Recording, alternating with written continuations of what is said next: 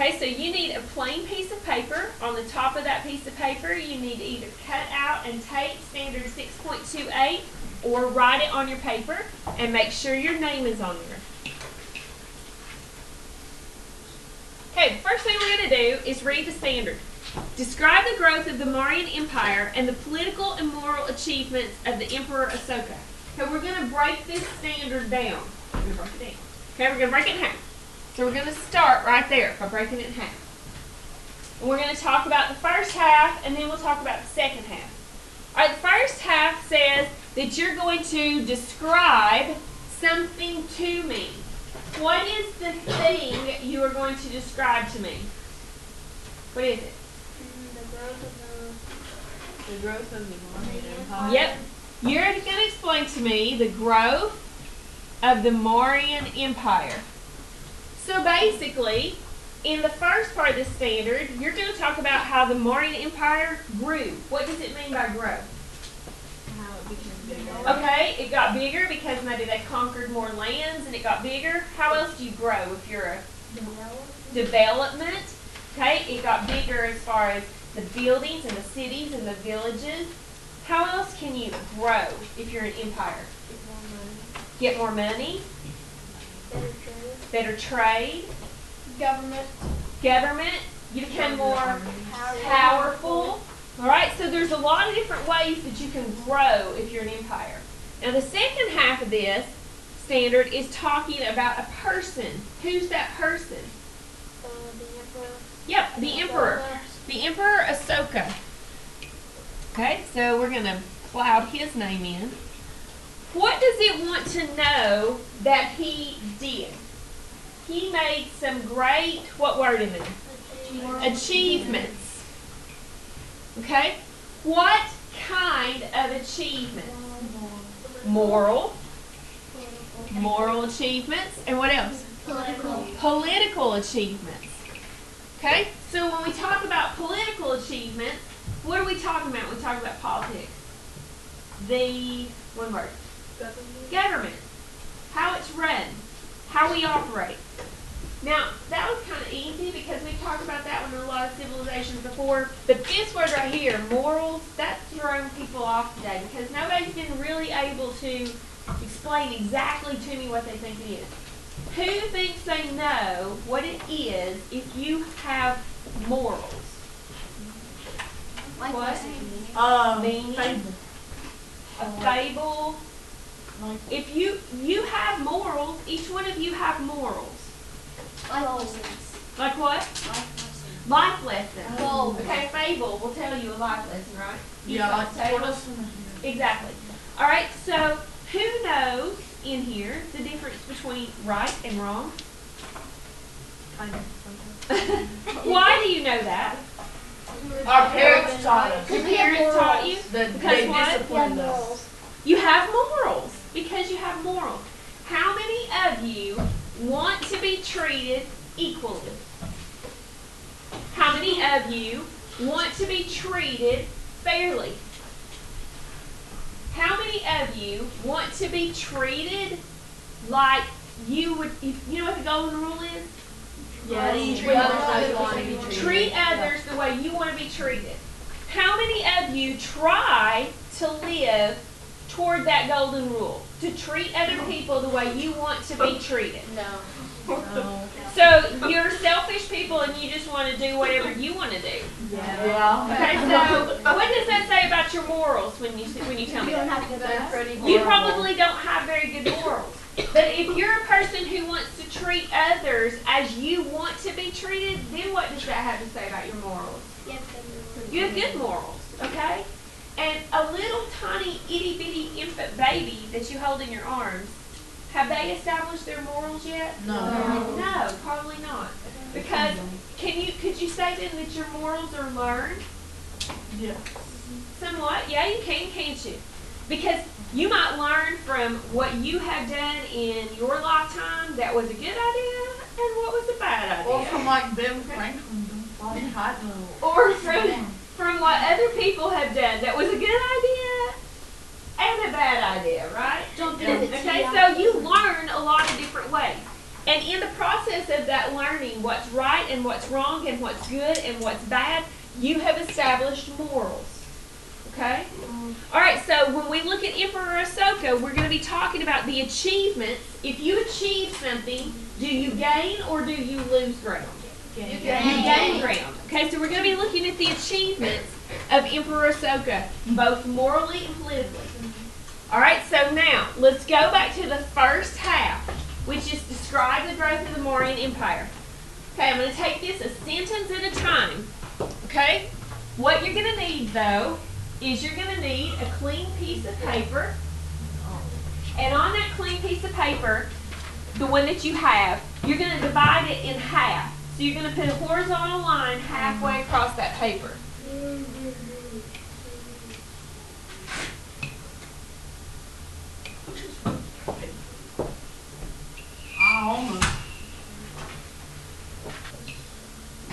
All right, on the top half of the paper, I want you to label it growth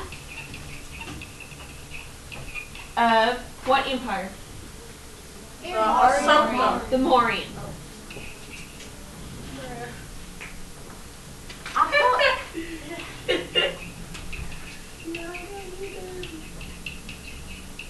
Oh yeah, Ahsoka was an emperor.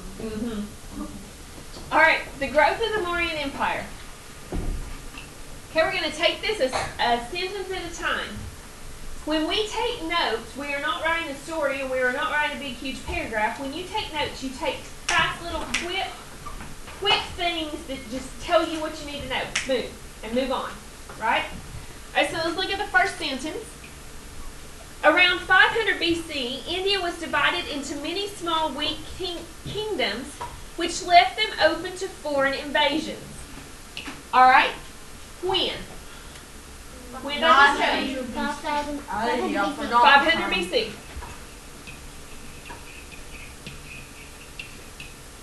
Where? India. Yes.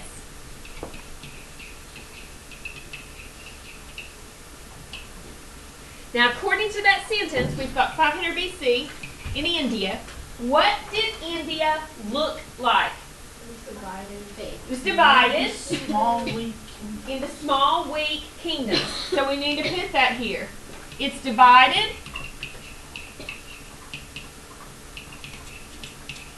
into small, weak kingdoms.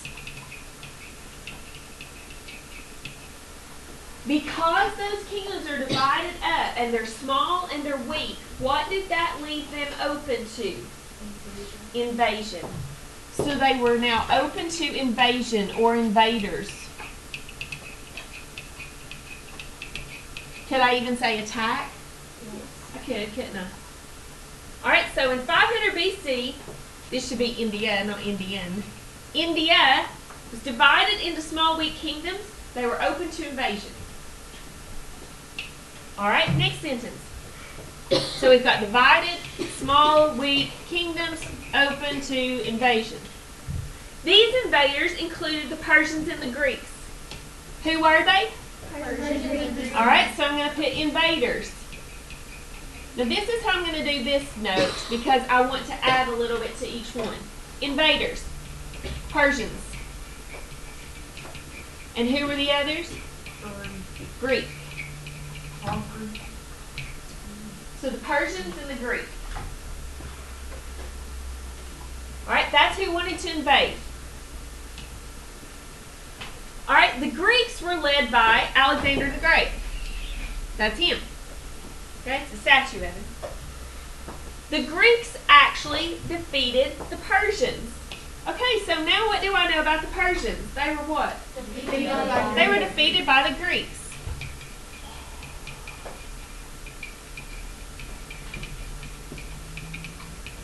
Now, I'm going to attempt at a really sorry drawing of India. So, I've got...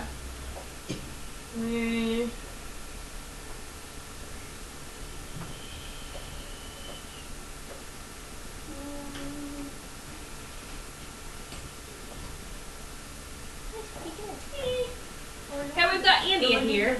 India is a what? Subcontinent, good. All right, it's all surrounded here by water. Okay, but all of this area is what? Land. All right, the Greeks are way over here. Okay, so I don't have a map on there. Probably should have got one ready, but I have one here. So if India is here, Greece is here. Which makes more sense? For the Greeks to attack by water, or for the Greeks to attack by land? By land, right? By land. So if they attack by land, they're coming in from this direction. Okay? So are they coming in from the north part of India or the south part of India? North. The north. Okay? When they get there, when the Greeks get there, guess who else is there? The Persians. Guess what they both want? Land. India.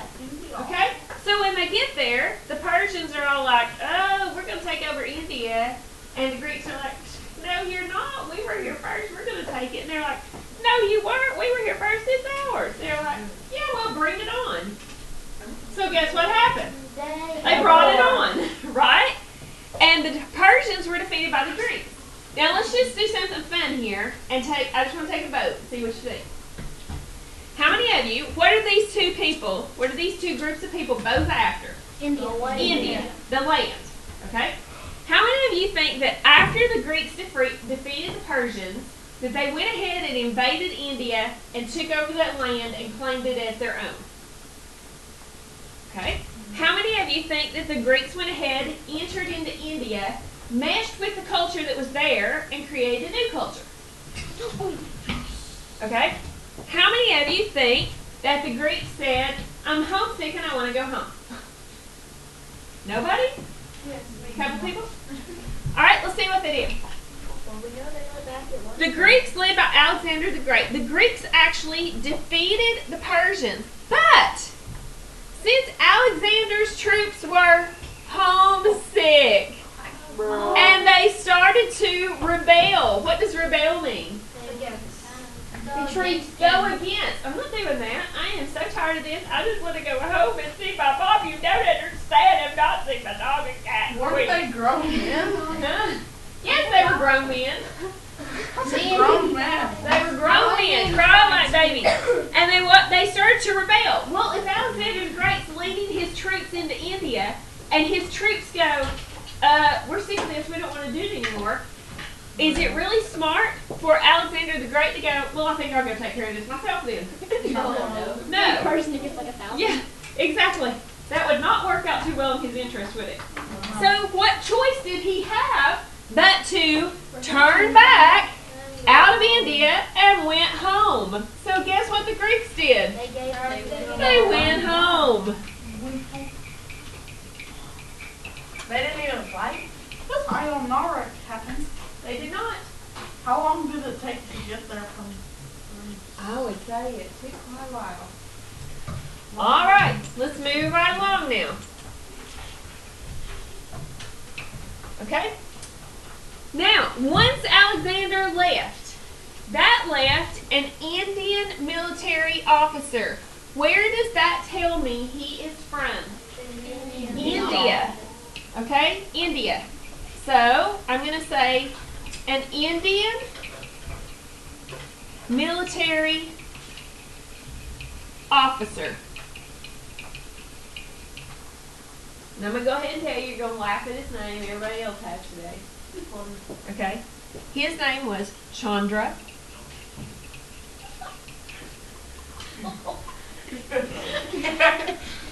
Gupta.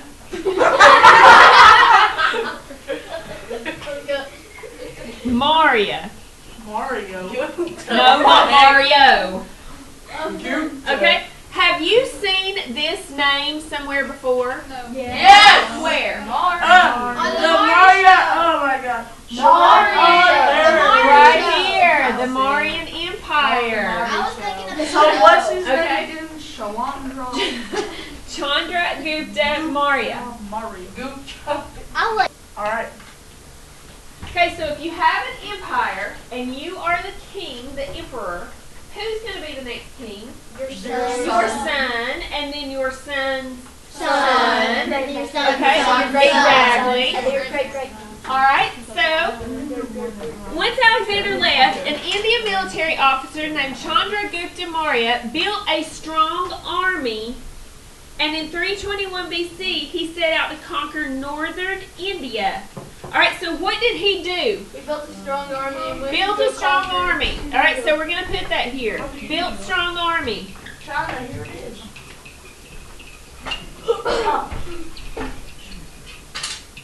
Okay? Once he built that strong army, once he built this strong army, then what was his goal? To conquer To conquer northern India. Where is he from? India. Okay, he's probably, remember when I drew India on that slide a second ago? Right here. Nope, right here. He's probably from central or south India, right? Yeah. Okay, he wants to conquer this area, north. All right, how many of you think he wants to conquer it, take it over, and it's under his control now, and all of India is his? Okay, maybe so.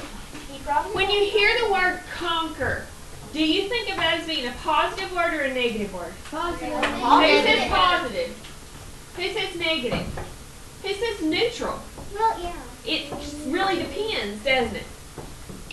All right, so he went out to conquer northern India, and he wanted to unify the region. So what does that mean he wanted to do? He wanted to bring them together. He wanted to bring together north and south. So he wanted to conquer. If I put a capital N here and put India, do you know what I mean? Yeah. What do I mean? Northern. North India. Okay, he wanted to conquer North India and unify the region. Okay, how many of you, well, that sounds kind of positive now. Yeah, it kind of does, doesn't it? He obviously did want to be emperor. He did want to be the king. He did want to be the ruler, the leader. But when he wanted to unify them, that makes you think, oh, well, he wanted to bring them together. Well, then probably he's probably trying to summon him and like them, so they can think that he's a good leader. All right, well, we're going to see. All right, Chandragupta was the first ruler of the Mauryan Empire. So that's going to be our next thing that we're going to put here beside his name. He was the first ruler of the Mauryan Empire, which only makes sense because what was his last name? Mauryan. Yep. So he was the very first ruler. So from then on, his sons and grandsons and great-grandsons are going to rule. All right? Let's see what he was skilled at doing. He was a skilled administrator. What does an administrator do? What do they do? Teaches religious practices. They watch over and they make sure that things run smoothly.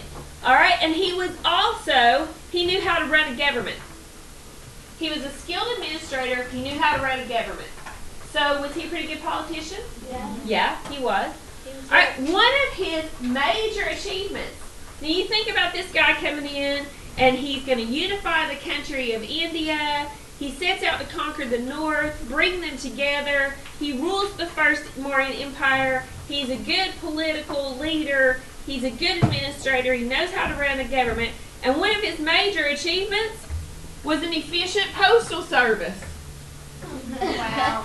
You don't think of that, do you? No. Okay, but why was it important that they have a postal service? So they could get information. So they could get information around easily. So this really improved their communication.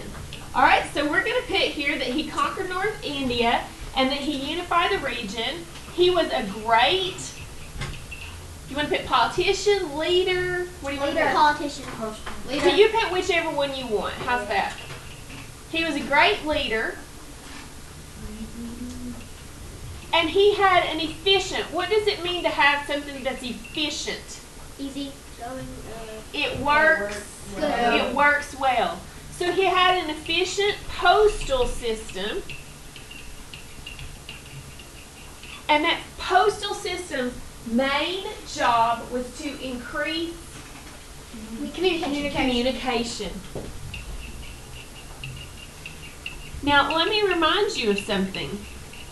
During this time period, if your family was to split and part of you were to move, you were to migrate to a different area to live, unless you had a postal service or you had what they call it's the guy who goes on horseback. Pony Express. A horseman. Messenger. Messengers is the word. It's not what I'm thinking, but that'll work. Like Unless you have a messenger to carry your messages from your family to another, wherever the rest of your family went, you don't have any contact with them. Now, how many of you have an email address? You are accustomed to instant messages back. How many of you have texting? How many of you, when you text, it's just a few seconds and you'll get an answer back? Like mine's always Okay. No. All right, but before texting and before email, there was snail mail. Snail mail. mail. They call it snail mail. Snail mail is when you mail a letter. You write a letter out and you mail it to someone. So I remember that when my cousin lived in North Carolina, she would write me a letter. It took about 3 to 5 days to get to me. I would read it, write her back, and put it in the mail, and it took another 3 to 5 days to get to her.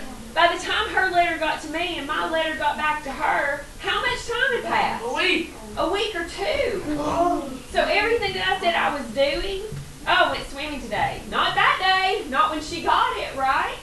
So it was a delay. But was that delay better than no communication at all? Yeah. Absolutely. Okay, so Something really important happened. exactly. Something very important could happen and you need to let others know. All All right, now this is a statue of what they think Chandragupta Maurya looked like. All right, and if I'm not mistaken, when I slide on down here, tomorrow I'm going to put 6 right here, so I know this is where you are. We're going to move into the second half of our standard. Okay? See you, bye. Okay, see you, bye.